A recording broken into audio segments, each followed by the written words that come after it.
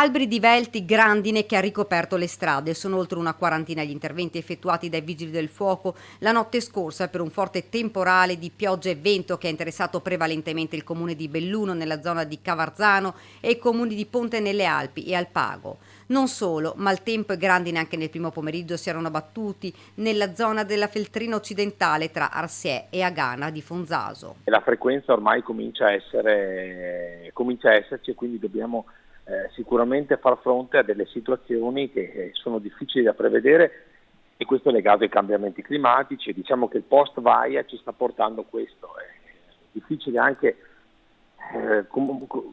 attuare dei comportamenti di prevenzione in questo senso, perché si ha la difficile percezione di quello che può accadere. I Vigili del Fuoco, con 23 operatori tra personale permanente e volontario della sede di Belluno, Longarone e Alpago, con 7 automezzi, hanno girato tutta la notte fino a questa mattina per liberare le sedi stradali dagli alberi sradicati dal forte vento e mettere in sicurezza strade, abitazioni e vie. Si sono registrati, a causa delle raffiche di vento, anche 2 scoperchiamenti delle coperture di abitazioni. Non solo, ma nella zona di Cavarzano è stata interrotta anche la fornitura di energia elettrica per la caduta di alcuni rami sulla linea elettrica di bassa tensione. L'unica cosa che possiamo dire è che fare attenzione, soprattutto quando ci sono delle previsioni di questi temporali, far sì che non ci si muova e si resti in casa il più possibile. Questo mi sento in questo momento di dire ai cittadini bellunesi. L'ondata di maltempo ha avuto conseguenze anche sulla circolazione ferroviaria a Ponte nelle Alpi.